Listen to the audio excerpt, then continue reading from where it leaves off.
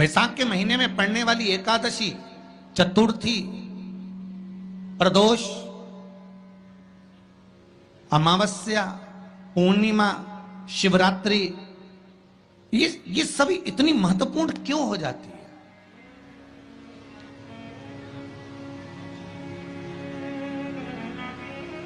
इसकी महत्वता इतनी प्रबल क्यों हो जाती है? किस लिए? क्योंकि बैसाख का जो महीना पड़ता है, सूर्य की संपूर्ण तपन, सूर्य देव अपने पूर्ण तेज के साथ में, पूर्ण तेज के साथ में मृत्यु लोक के निवासियों पर, चाहे जलचर हो, थलचर हो, वायुचर हो, चाहे जो जीव हैं, उस पर जब किरण फेंकते हैं तो संसार का जो मनुष्य है उस पर जब ताप पड़ता है तो ताप पड़ने के कारण उसके मुख से भगवान का नाम निकल ही जाता है, स्मरण नाम निकल ही जाता है। जब उसके मुख से भगवान का नाम निकलता है तो वो भगवान की शरणागति खुद ग्रहण कर लेता है। स्वयं शरणागति ग्रहण कर लेना। बैसाख की पोथी पढ़ते हो आप लोग? आप में से अगर कोई पढ़ता हो बैसाख महीने की पोथी, तो उसमें एक वर्णन आता है। पहले भी कथा में कहा है कि सोमवार की अष्टमी के दिन भूल से भी अगर एक बेलपत्र, एक श्वेत पुष्प शंकर भगवान को समर्पित हो जाता है तो ये मानकर चलें कि आपने कुछ मांगा भी नहीं तो भी शंकर भगवान देने के लिए आपके दरवाजे पर पहुंच जाते। भूलवश सोमवार की अष्टमी के दिन अगर भूलवश भी अगर हमारे हाथ से एक बेलपत्र, एक पुष्प शिव को समर्पित हो जाए तो समझ लो कि कहीं शंकर की उदारता, कहीं शिव की कृपा। आप लोग तो जानते होंगे कि सोमवार की जो अष्टमी होती है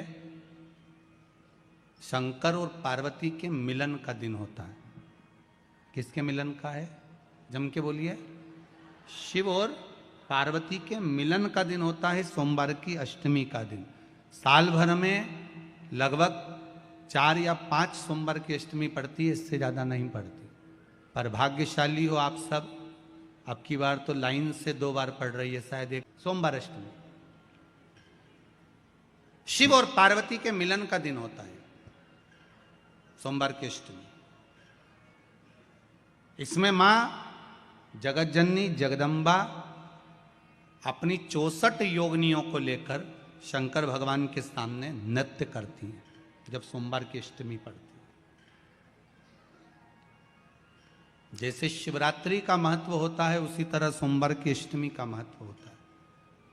जब 64 योगिनियां माता शंकर भगवान के सामने नृत्य करती हैं तब भगवान शिव उठकर खड़े होकर उन 64 योगिनियों को अपने हस्त कमल पर धारण करते हैं। और हस्त कमल पर धारण करते हैं तब उन 64 योगिनियों को लक्ष्मियां प्रदान करती है। लक्ष्मियों को, लक्ष्मी माता को वो 64 योगिनियां दी जाती है। लक्ष्मी मैया उन 64 योगिनियों को भगवान विष्णु के पास लेकर जाती है। भगवान नारायण उन 64 योगिनियों को ब्रह्मदेव के पास लेकर जाते हैं।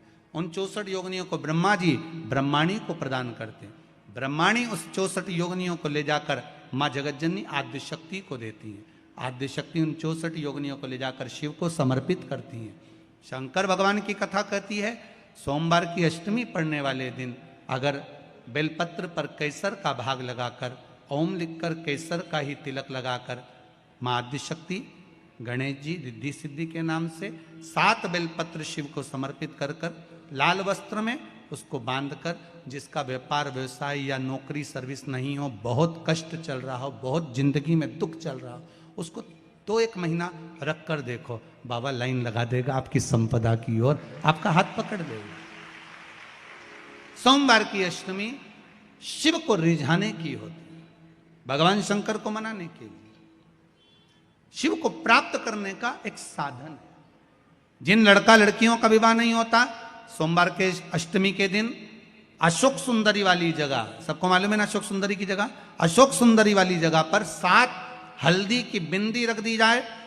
लड़का लड़की जिसका विवाह नहीं हुआ उसका हाथ रख दिया जाए और वही हाथ के छापे पीपल के वृक्ष पर 5 लगा दिए जाएं। महाराज 3 महीने में उसका विवाह पक्का हो जाता है। सोमवार की अष्टमी का इतना भाव है महाराज, सहज नहीं है सोमवार की अष्टमी।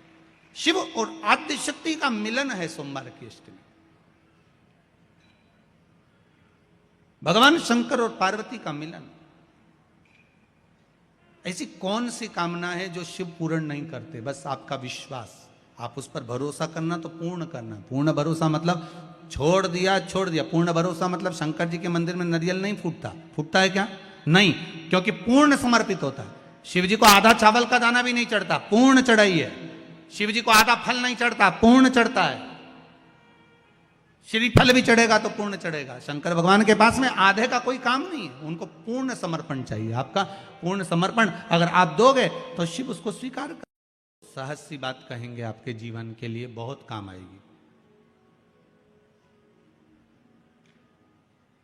कोई पैसा लेकर भग गया, नहीं दे रहा ना, आप जरा शांति रखना, बहुत शांति रखिए।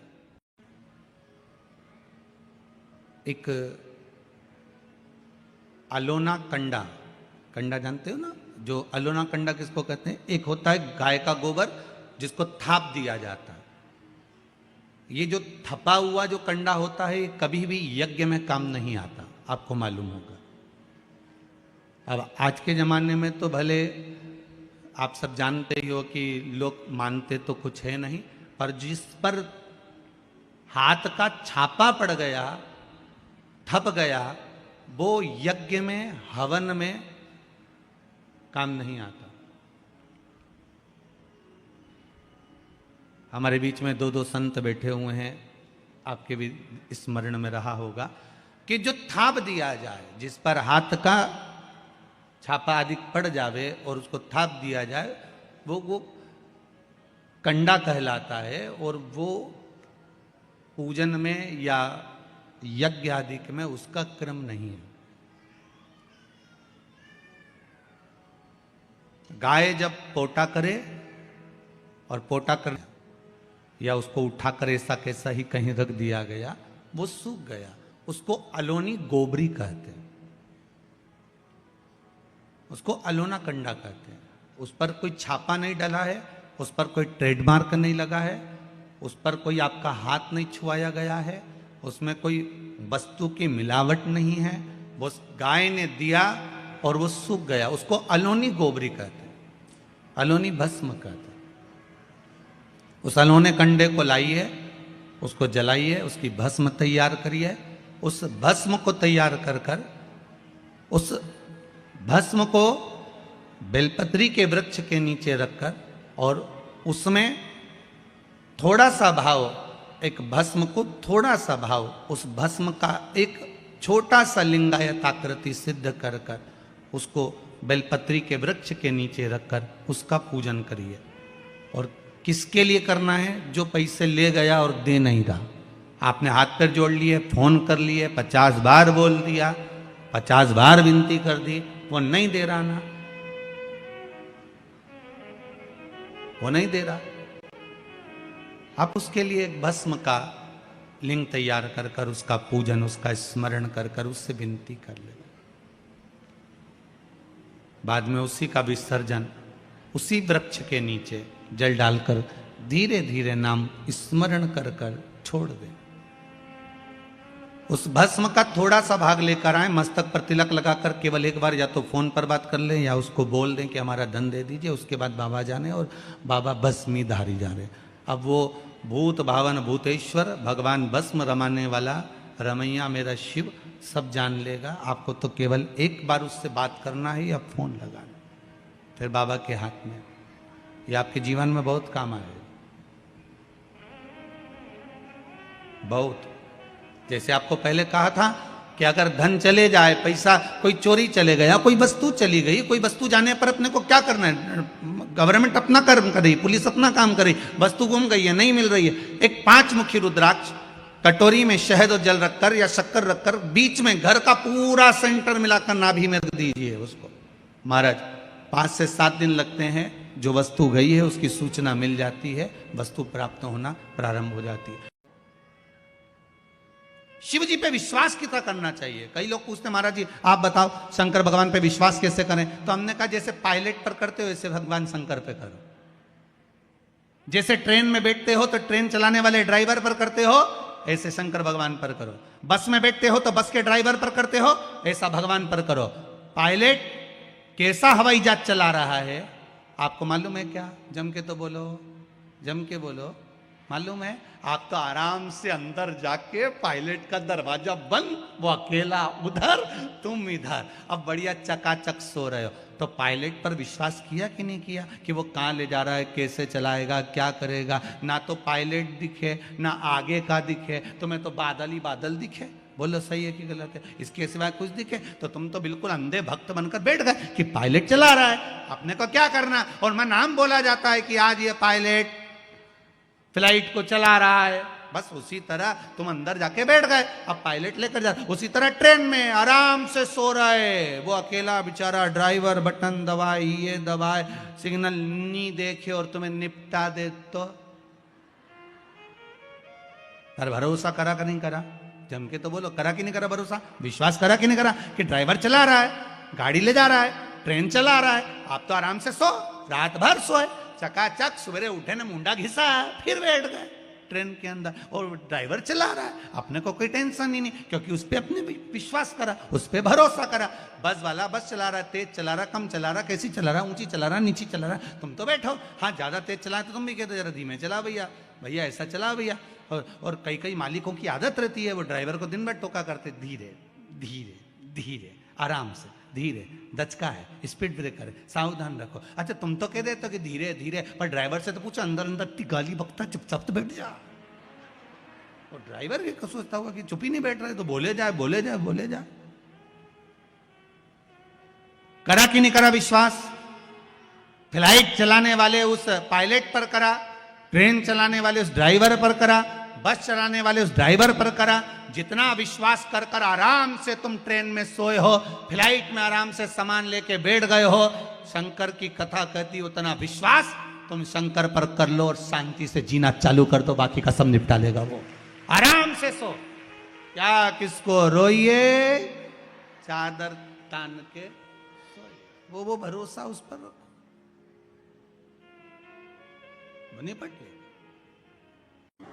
आपके घर की अष्टमी के दिन भगवान शंकर को बेलपत्र समर्पित जरूर करना चाहिए, वो भी शाम के समय पर। प्रयास करा करो, अगर घर में संपदा लक्ष्मी नहीं आ रही हो, व्यापार व्यवसाय नहीं चल रहा हो, नौकरी सर्विस नहीं मिल रही हो, बहुत तकलीफ हो, 7 बेलपत्री केसर को घिसकर चंदन बनाकर बेलपत्री पर बीच वाली पत्ती पर ओम लिखना है। दोनों पत्तियों पर भी एक आद्यशक्ति जगदम्बा के नाम की केसर की बिंदी लगाना है, दूसरे में श्री गणेश रिद्धि सिद्धि के नाम की बिंदी लगाना है। शिव जी पर समर्पित करते जाना, शंकर को चढ़ाते जाओ। सोमवार की अष्टमी के दिन भगवान शंकर को बेलपत्र समर्पित जरूर करना चाहिए, वो भी शाम के समय पर। सोमवार के दिन की अष्टमी पढ़ने पर, कौन से दिन? सोमवार के दिन कौन सी तिथि? जम के बोलो, अष्टमी। सोमवार के दिन अगर अष्टमी तिथि पड़े और उस दिन अगर 5 बेलपत्र भगवान शिव को समर्पित कर दी जाए, तो व्यक्ति जो सोचकर, जिस कामना से, जिस मनवांछित फल के लिए बेलपत्र चढ़ाता है, उसकी वो कामना मात्र 3 महीने में पूरी हो जाती है, मात्र 3 महीने। सोमवार की अष्टमी के दिन 7 चुल्लू जल, या तुम्हारे हाथ में जो लोटा होता है पानी का, उस जल को जब डालते हैं 7 बार धीरे धीरे धीरे धीरे उत्तर की ओर मुख कर कर, दक्षिण में बैठकर उत्तर की ओर मुख कर कर जब 7 बार जल दिया जाता है, जल चढ़ाया जाता है, 7 वृक्ष की पत्तियों को तोड़कर शिव जी को चढ़ाया जाता है। कितना भी कष्ट का समय चल रहा हो, वो कष्ट का समय कट ही जाता है और कुछ अच्छी खबर मिलती जरूर है, कुछ अच्छा मिलता जरूर है। दुख की जिंदगी चल रही है, कोई परिवार में बेटे हैं, बहुएं हैं, बेटियां हैं, सब प्रयास कर रहे हैं। बेटे भी प्रयास कर रहे हैं, बहू भी प्रयास कर रही है, बेटी भी प्रयास कर रही है कि मुझे कोई अच्छा जॉब मिल जाए, मैं उन्नति की सीढ़ी पर चढ़ जाऊं, मैं बहुत आगे बढ़ जाऊं। और बेटा बेटी बहुएं अगर आगे नहीं बढ़ पा रही है तो शिव महापुराण की कथा कहती है कि एक कार्य करिएगा। एक बेलपत्र लीजिए और 7 चावल के दाने इस बेलपत्र के मध्य वाली पत्ती पर रख लीजिए। जो बेटा बेटी बहुत प्रयास कर रहे हो, बहुत कंपटीशन एग्जाम दे रहे हो, बहुत मेहनत कर रहे हो और उसके बाद भी बहुओं का, बेटियों का, बेटों का अगर कहीं जॉब नहीं लग रहा और कहीं सिलेक्शन हो ही नहीं रहा और बहुत हार चुके हैं, तब एक बेलपत्र 7 चावल के दाने मध्य पत्ती पर 7 चावल के दाने, एक घिसे हुए चंदन की गोली, पीला चंदन को घिस कर उसकी एक गोली बनाई। एक गोली गोल कर शिवपिंडी जैसी, शिवलिंग जैसी गोली बनाकर उस चावल के दाने पर रख लो। एक स्थान पर रखकर घर के अंदर ही उसका पूजन कर लो। और पूजन करना है वही जो आप घर में सामग्री, आपके रोली, चावल, मोली, हल्दी, उससे पूजन कर दिए से आरती कर ऐसी कैसी ही बेलपत्र अशोक सुंदरी वाली जगह पर, थोड़ा समझिएगा, अशोक सुंदरी वाली जगह मतलब जहां से पानी बह रहा है उस ओर इस डंडी को रखना और ऐसी कैसी पत्ती अशोक सुंदरी वाली जगह पर रख दीजिए। ये किसी भी प्रदोष के दिन या किसी भी सोमवार की अष्टमी के दिन या किसी भी विशेष शिवरात्रि के दिन आप ये एक बार केवल करना है और अपने मन की कामना कर उसको रखकर बाबा को घी का 2 दिया लगाकर आ जाना है। मेरा भोलेनाथ आपका हाथ पकड़कर आपको कंपटीशन एग्जाम में विजय दिलाएगा। पर मेहनत करना नहीं छोड़ना, परिश्रम करना नहीं छोड़ना, संघर्ष करना मत छोड़ना। अपनी मेहनत को 4 गुना करना है, अपने परिश्रम को 4 गुना करना है, अपने कर्म की लगन को बढ़ाना है। जितने घंटे पढ़ाई करते थे उससे 2 घंटा और बढ़ाओ, जितनी मेहनत करते थे उससे 4 घंटा की मेहनत और बढ़ाओ। और साथ में 7 अक्षत, एक चंदन, पीले चंदन की एक शिवलिंग जैसी आकृति, छोटा सा शिवलिंग जैसा भाग रखकर घर में उसका पूजन कर घी का दिया से आरती लगाकर बाबा की आराधना कर दिल से कामना कर बाबा से वो ले जाकर ऐसे कैसा ही पत्ता अशोक सुंदरी वाली जगह, अशोक सुंदरी की जगह जानते हो? ये जो जगह है, ये जो जगह दिख रही है, मेरा निवेदन है चैनल वालों से थोड़ा इसको दिखाने का प्रयास करें। ये जो जगह है, ये शिवलिंग है, इधर शिवलिंग है और शिवलिंग के साइड में जो जगह होती है जहां से पानी बहता है उसको अशोक सुंदरी की जगह कहते हैं। तो इस स्थान पर इस बेलपत्र को, इस बेलपत्र की डंडी पानी बहते समय, बेलपत्र की डंडी है वो पानी बहने के स्थान पर हो, उसको रख दीजिए। 2 घी के दिए लगाकर और घी के दिए का स्मरण करें। दोनों दिए गोल बत्ती के नहीं होंगे, दोनों दिए लंबी बत्ती के नहीं होंगे। जो 2 दिए आप लगाएंगे, एक गोल बत्ती का होगा, एक लंबी बत्ती का होगा। गोल बत्ती क्या बोलते हैं यहाँ पर? फूल बत्ती। यहाँ फूल बत्ती बोलते तो गोल बत्ती मतलब फूल बत्ती, और लंबी बत्ती, लंबी वाली बत्ती। 2 दिए लगाना है, एक जगत जननी का, एक बाबा विश्वनाथ का। दोनों दिए आप रखकर बाबा को प्रार्थना कर दिल से आइए, मेरा शंकर आपकी कामना पूर्ण करेगा और पत्र व्यासपीठ पर जरूर आए, अवश्य।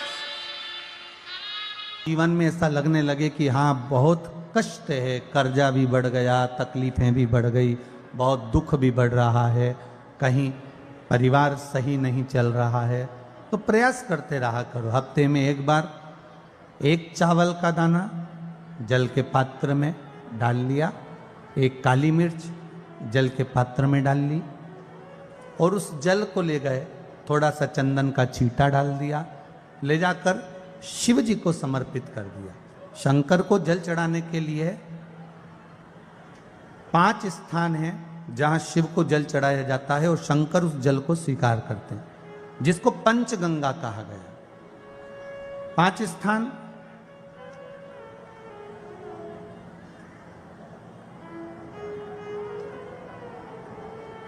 अच्छे से समझ लीजिएगा, जब भी शिव मंदिर में जाएं तो ये 5 स्थान शिव को जल चढ़ाने के लिए ये रखा है। शिवलिंग,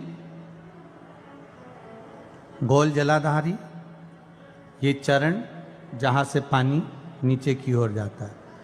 शंकर भगवान के 13 बच्चे हैं, 13 की 13 बच्चे, शिव जी का संपूर्ण परिवार, 33 कोटि देवता, 64 योगनियां, सब शिवलिंग के आसपास में।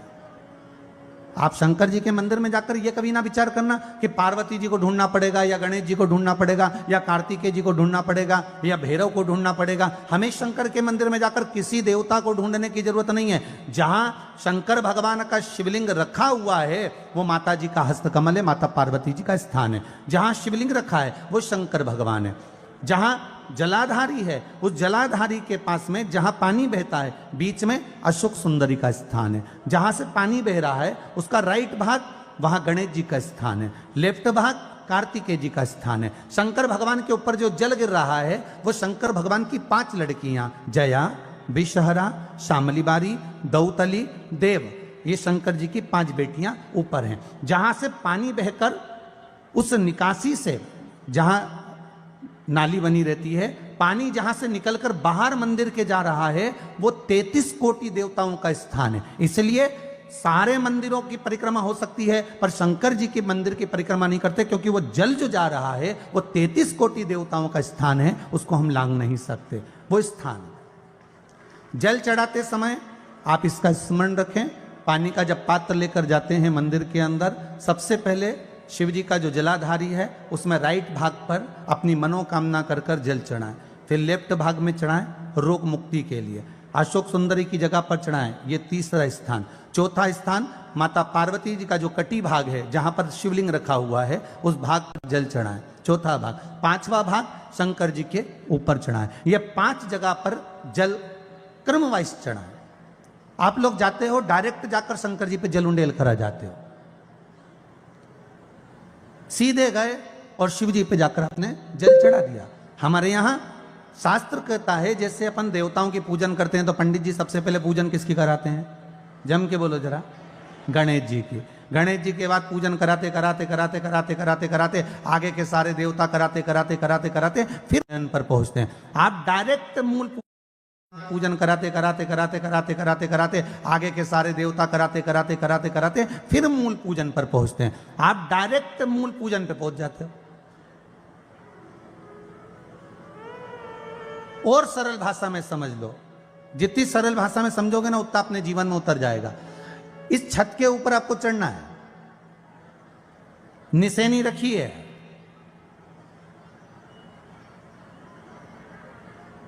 पाए लगे हुए हैं, आप कैसे चढ़ोगे? एक एक पाए पर पांव रखकर चढ़ोगे कि डायरेक्ट पहला पे रखोगे आखिरी पर? जम के बोलिए जरा, एक एक पाए पर पांव रखोगे ना कि धीरे धीरे हमको चढ़ना है। उसी तरह शिव मंदिर में पहुंचने के बाद पहला गणेश स्थान, कार्तिकेय स्थान, अशोक सुंदरी का स्थान। अशोक सुंदरी के स्थान पर जल क्यों चढ़ाया जाता है? क्योंकि भगवान शंकर की सबसे छोटी लड़की जो है वो अशोक सुंदरी है। और ये जो छोटी लड़की है अशोक सुंदरी, ये नारी को अखंड सौभाग्यता का वर प्रदान करती है। कौन सी नारी को? किस नारी को अखंड सौभाग्यता देती है? तो महाराज शास्त्र कहता है जिस नारी के भाग्य में लिखा होता है कि उसको वैधव्य होना है, इसके पति को समाप्त होना है, अगर वो नारी अशोक सुंदरी वाली जगह पर जल चढ़ा देती है तो पति पर अगर काल भी मंडरा रहा होता है तो मां अशोक सुंदरी महाकाल से कहकर काल को टाल देती है। वो अशोक सुंदरी का स्थान, वो माता अशोक सुंदरी का स्थान।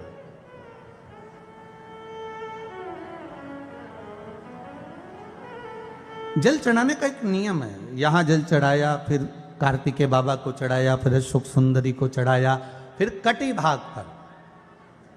ये कटी भाग बड़ा विशेष भाग है महाराज, बहुत बहुत ध्यान दीजिएगा। जिस पति और पत्नी में विवाद होकर अदालत तक बात पहुंच गई हो और तलाक तक की नौबत आ रही हो, महाराज उनको जोड़ने के लिए ये कटी भाग मूल होता है। कौन सा कटी भाग? जहां पर शिवलिंग रखा है, जहां शिवलिंग रखा है ये कटी भाग मूल होता है। कहते हैं 5 सोमवार लिंग पुराण वर्णन कर रही है, 5 सोमवार कटी भाग पर जहां शिवलिंग रखा हुआ है, 3 उंगली में मक्खन लेकर कटी भाग पर मात्र फेर देने पर और उस पर 7 जगह चंदन लगा देने पर पति और पत्नी का संबंध कभी समाप्त नहीं हो सकता, वो जुड़कर ही रहेगा, प्रेम बढ़कर ही रहेगा। कटी भाग का बड़ा बड़ा महत्व है महाराज। शिवलिंग के कटी भाग पर स्वयं मां जगतजननी जगदम्बा अपने हस्त कमल पर भगवान शिव को झेली हुई। बैसाख के महीने में मिट्टी के पात्र में जो रात्रि भर जल रखा हो, मिट्टी के पात्र में अगर आपके पास में घड़ा हो, हंडा हो, नी हो तो दिया हो, दीपक हो, कुल्लड़ हो, कोई भी तुम्हारे पास में जो मिट्टी का पात्र उसमें जल भरना, वो जल बैसाख के महीने की किसी भी सोमवार के दिन, किसी भी सोमवार के दिन, बैसाख महीने या किसी प्रदोष के दिन या बैसाख महीने के शिवरात्रि के दिन, वो मिट्टी के पात्र का जल अपने घर के प्रत्येक व्यक्ति का स्पर्श कराकर उस मिट्टी के पात्र के जल को तांबे के पात्र में डाल लीजिए और घर के प्रत्येक व्यक्ति का स्पर्श करा लीजिए और शंकर भगवान पर कुंदकेश्वर महादेव के नाम से समर्पित करिए। कुंदकेश्वर महादेव। कभी जीवन में पीछे पलट कर देखने की जरूरत नहीं पड़ेगी, आप उन्नति की सीढ़ी की ओर बढ़ते चले जाओगे। बैसाख महीने में मिट्टी के पात्र का जल भगवान शंकर को समर्पित होना चाहिए, उसका सुख हमारे जीवन को एक आनंद फल प्रदान